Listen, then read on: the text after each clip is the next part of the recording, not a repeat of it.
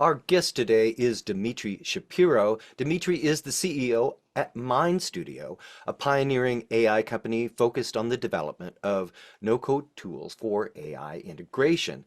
Dmitry is all about unlocking the full potential of AI using no-code tools to revolutionize how enterprises adopt AI. And that's what we'll be talking about today, the transformative power of IT integration with no-code AI tools. So, Dmitry, welcome to the program today. Now, you say that integrating AI into our company's infrastructure is not just a competitive advantage, but a necessity today. How so? And what is the risk of doing nothing? Well, I think they're actually both related. The risk of doing nothing is that your competitors will do something. And so it's both a competitive advantage and, perhaps an existential crisis. Meaning this digital transformation has been going on for decades now. I'm old enough to remember when only large organizations had information, technology. And then we had the PC revolution, and everybody adopted PCs and cloud and mobile and SaaS and all of these things. In all of those, adoption waves took time to build, right? Because we weren't all connected with social media and sort of the information didn't spread as rapidly, but now it does. And so a year and a half ago, with the release of ChatGPT, enterprises heard the start bell that says, hey, there are now capabilities that enterprises can leverage to do what enterprises do, which is compete with one another, right? And in the age of AI, it becomes more and more clear that sort of the competitive dimensions are efficiency, our productivity, the per person productivity, the ability to move very quickly as an enterprise and take advantage of new opportunities that arise, right? And so all of these things for which generative AI is actually a really powerful set of capabilities that could be integrated and leveraged by enterprises to become dramatically more competitive than their peers who are slower at adopting it. I can't imagine anybody running a company saying, I don't want to do anything with AI. I think that would be a bad mistake.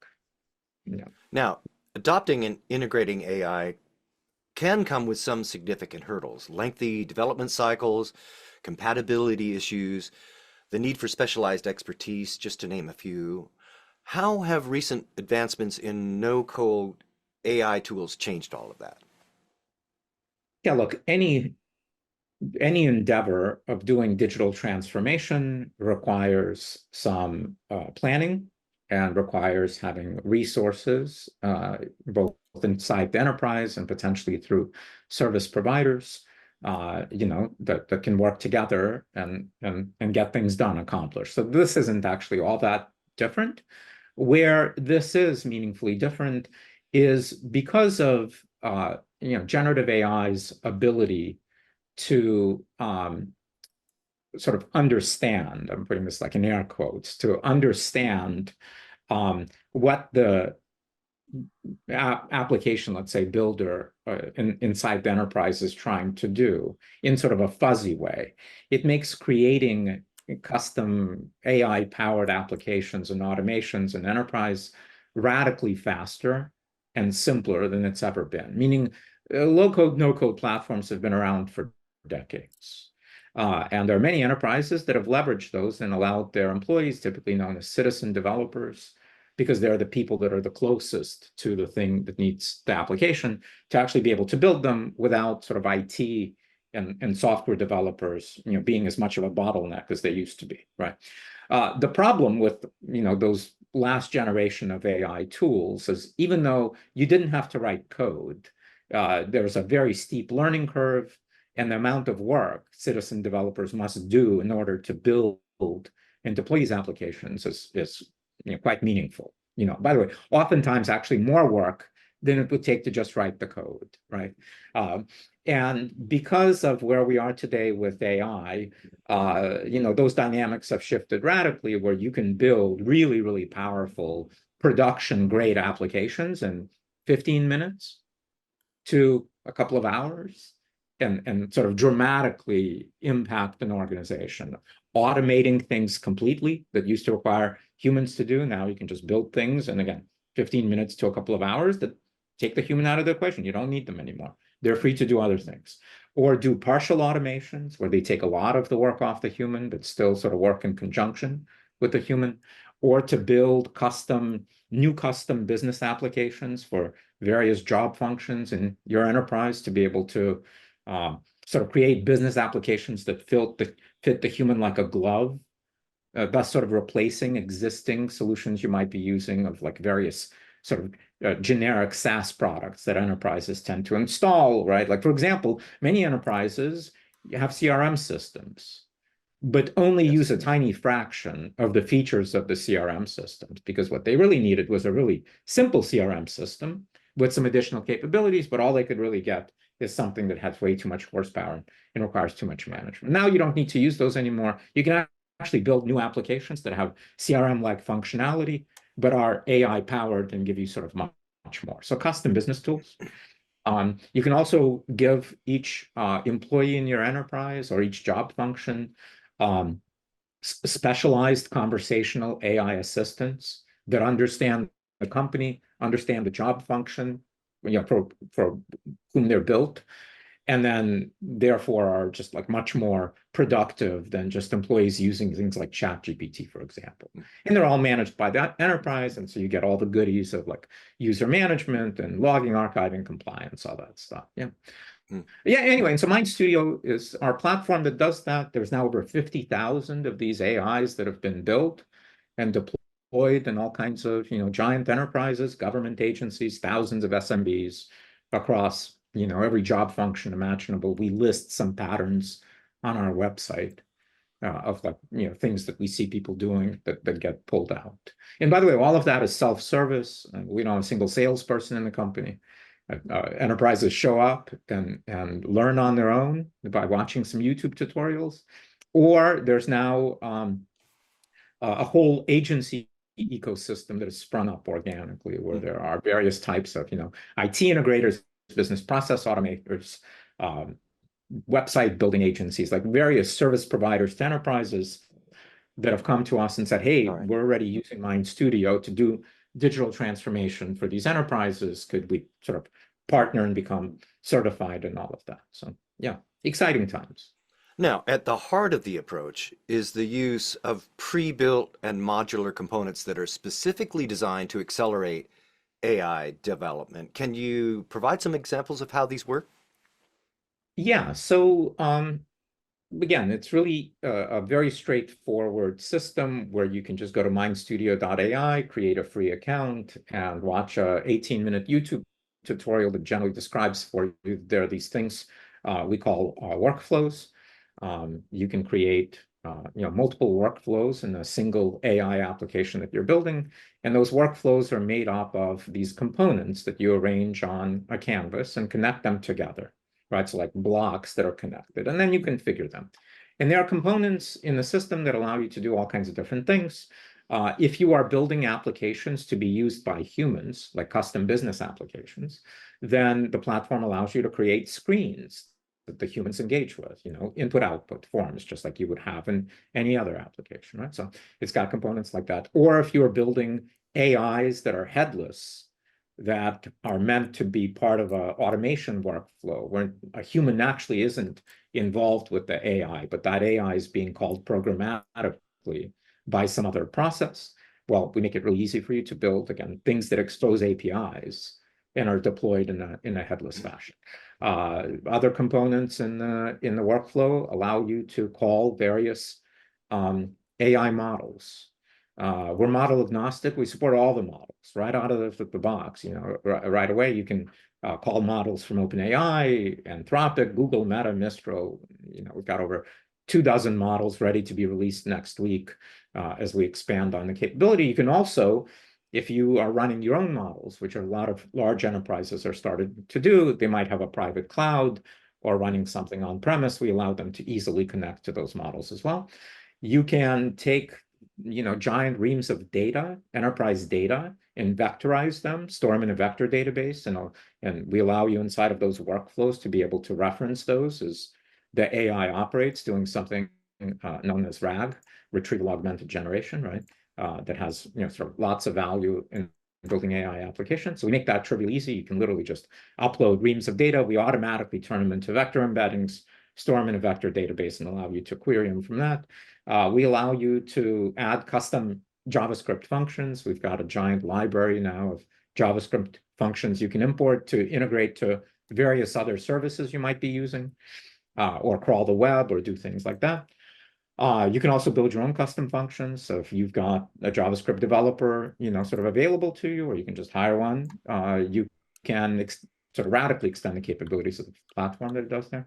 You can create menus, sort of many of these components that you can very easily learn to use and add to these workflows, and in 15 minutes to a couple of hours, build applications that last year would have been considered science fiction.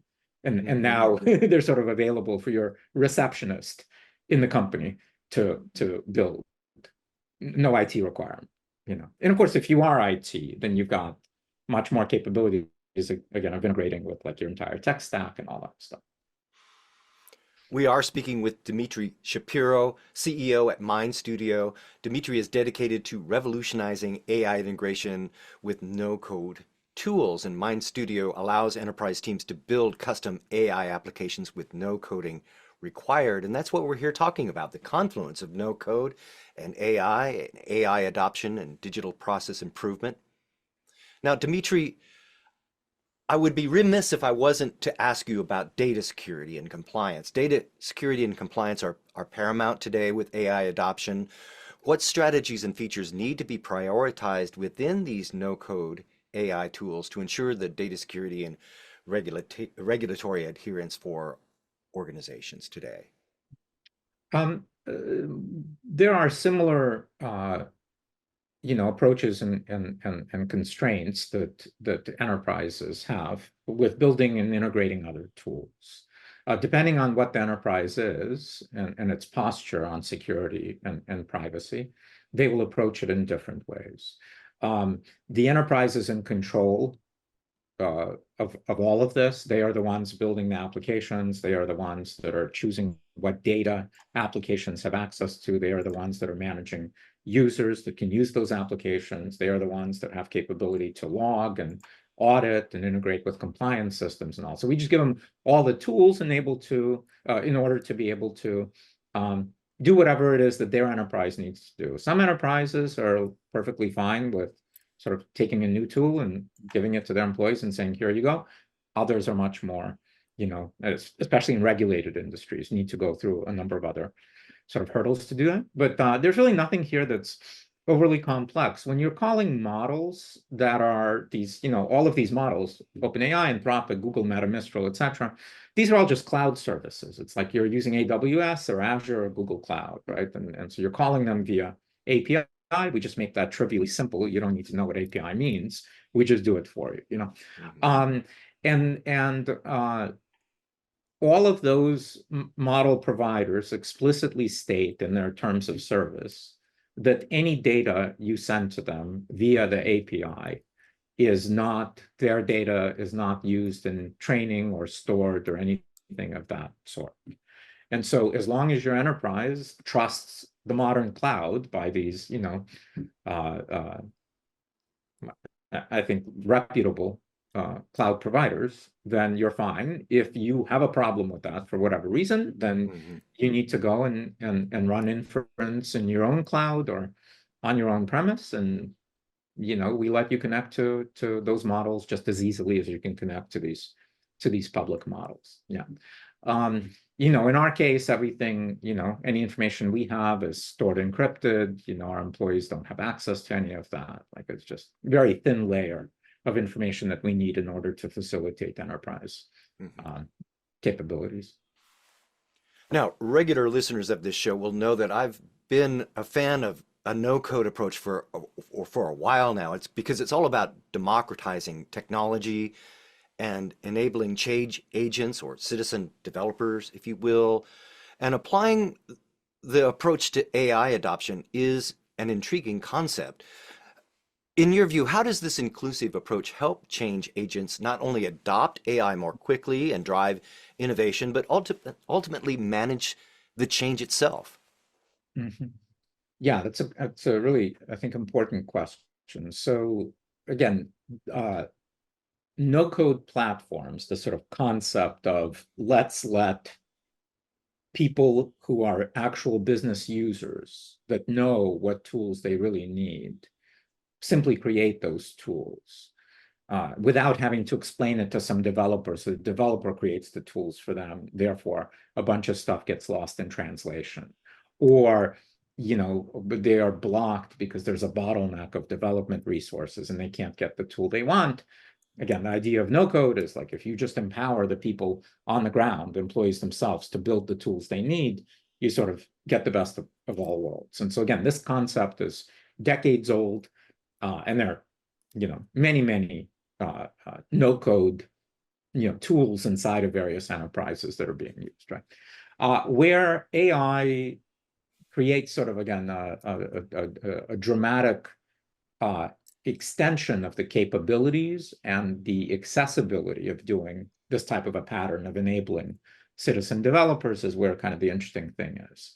Uh, Meaning when you build an application in sort of a traditional way, you do what? You basically sort of itemize what are all the screens that need to happen and what are all the various cases and edge cases that the application needs to support. You have to like enumerate all of these things, answer all those questions, and either write code or configure components in no-code platforms in order to accomplish that. So even if the actual creation of the application is somehow easy to you because you're just like a brilliant developer or a brilliant, no-code creator, the amount of work required to actually just enumerate like all of the cases and like think about it and do it is extraordinary. And that's where, most things never get built because even though you can do it, the time effort required and the mental energy required to do it is prohibitive. And so it doesn't meet the threshold of being able to do it.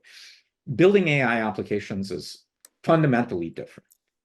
Building AI applications is a matter of being able to, it's sort of akin to being able to write instructions for a new employee, a brilliant employee that can do anything you want them to do, but you have to tell them what it is you want them to do. Now, you can do it in a very fuzzy way because there are some things you don't need to explain to them. Like, don't piss off the customer.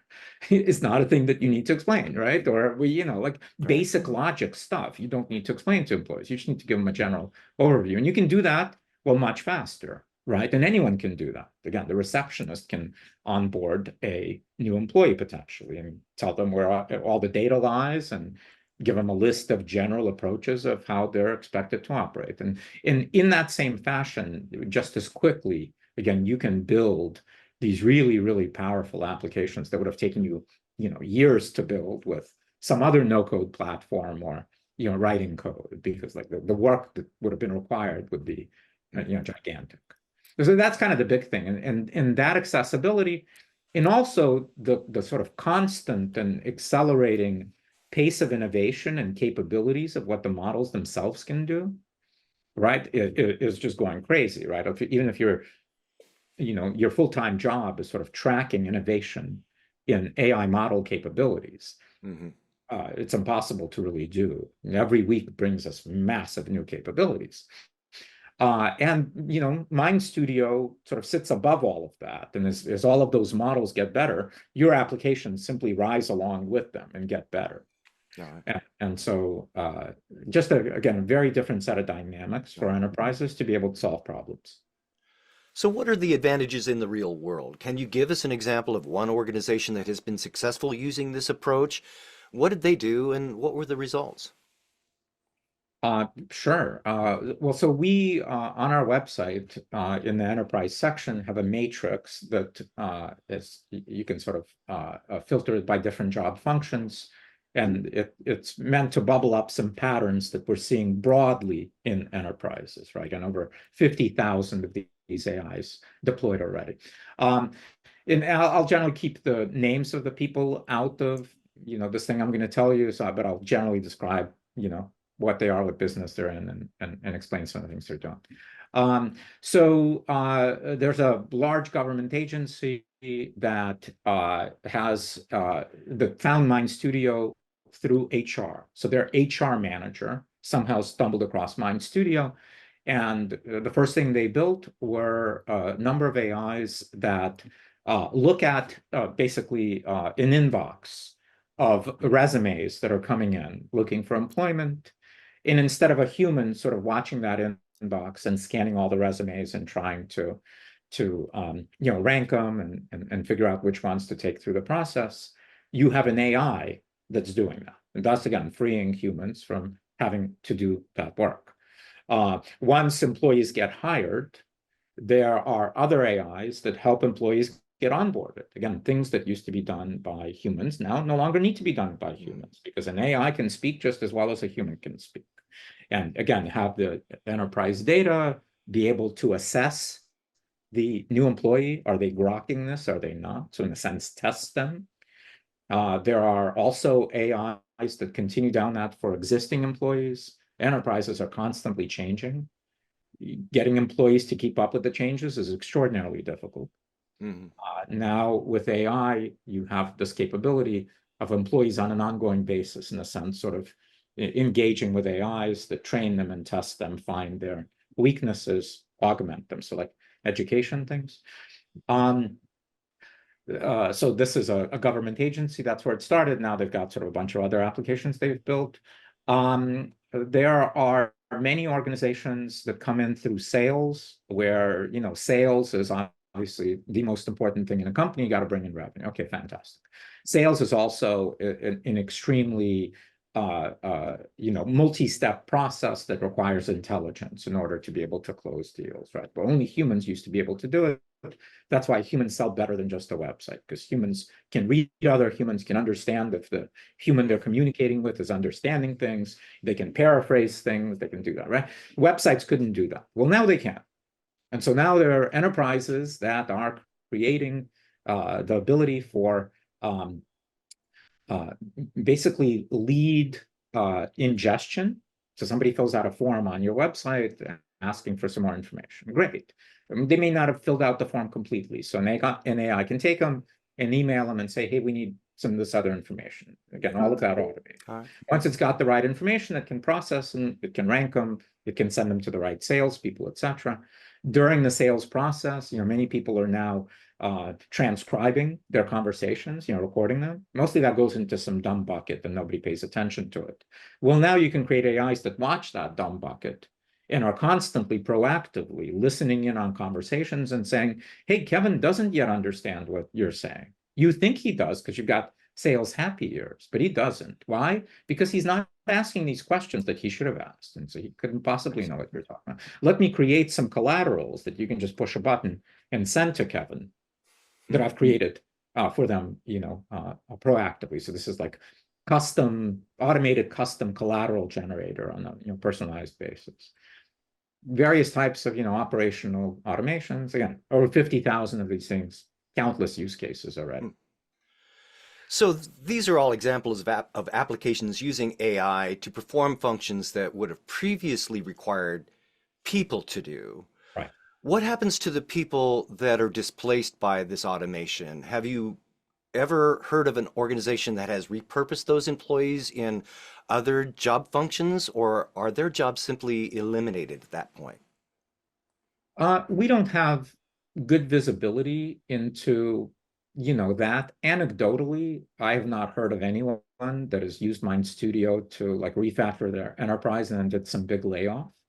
Again, mostly all the people, at least, that I've spoken with and our support folks have spoken with, again, we don't have any salespeople.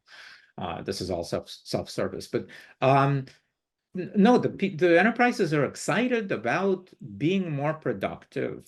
It's less about cost savings and more about competitive advantage. Can we move faster? Can we be more productive? Can we be more efficient? Like everybody needs more people working. And so if they can free up their existing people that were doing mindless things like scanning inboxes of resumes, like what a waste of a human being to have to do that on an ongoing basis. Let's let AI do that. And then human beings can keep moving up the stack of being more and more intelligent. And in this case, the human beings could also be building new generations of these applications, right? Because you can log all of this usage. You're collecting a lot of data of how your enterprise is leveraging AI. And then you can look at that data, by the way, with AI, and still find opportunities for even better efficiency or more automation or better intelligence. Our guest today is Dmitry Shapiro, CEO at Mind Studio, and we're talking about the transformative power of IT integration with no-code AI tools. You can find Dmitry and find out more at mindstudio.ai. Dmitry, it's been great speaking with you today. We're almost out of time, but before I let you go, one last question. What should executives and business owners be thinking about now and strategizing for today in order to be prepared for the world in 5 years' time? I believe it is clear, meaning don't listen to me, look around. I believe it is clear that we have entered a new age of building and running organizations. And the competitive dynamics have changed dramatically. And the sooner each enterprise understands this and starts the effort in being able to leverage these new dynamics, the more capability they will have to be able to compete and win. I also think it's really important because AI is such a ambiguous and broad term. And we certainly see a tremendous amount of confusion out there. It's like enterprises think, well, what does it mean that I want to do AI? But what does it mean to do AI? Do I just, for example, choose whether I give my employees access to ChatGPT or Anthropic Claude and then train them to be prompt engineers? Well, that's one approach. There's a bunch of enterprises that over the last, almost 2 years now since ChatGPT came out, have tried that approach and like really leaned in and really went off and trained their employees in prompt engineering and all that.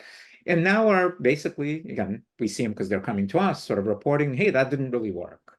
Instead of employees being more productive, instead of doing the work, they now are editors for AI, and they're like nudge AI to do the work.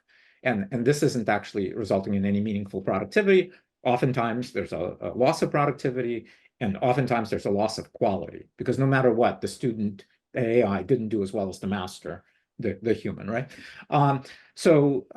Another approach a bunch of enterprises have taken is there's now thousands of companies out there that are these like vertical SaaS providers of enterprise tools. There are things for writing, for example. So you could, as an enterprise, could go and implement a system like Copy AI or Jasper or Writer. These are like early popular-ish, although I think shrinking, but were popular for a moment of like, oh, you can enable your employees with these new SaaS platforms and train them to use them.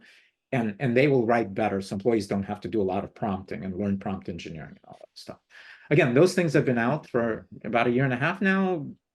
People that are coming to us, enterprises, are saying, listen, we tried that. That doesn't actually do it either. Not real productivity. Now we got to train all our employees. We got to implement all these different systems. We got to integrate them. Employees are copying and pasting from one to another. That doesn't do it. And so again, I think learning from other people's mistakes is a really important thing now, especially as these things are moving so quickly. And so as quickly as possible, figure out, understand that you need to do something, figure out what other people have done that doesn't quite work, and then, figure out what you want to do.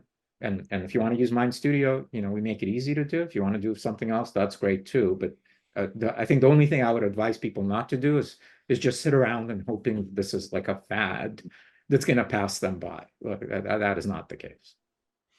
That is Dmitry Shapiro, CEO at Mind Studio. Dmitry, thank you so much for being our guest today on the Digital Transformation Podcast. My pleasure. Thanks so much for having me.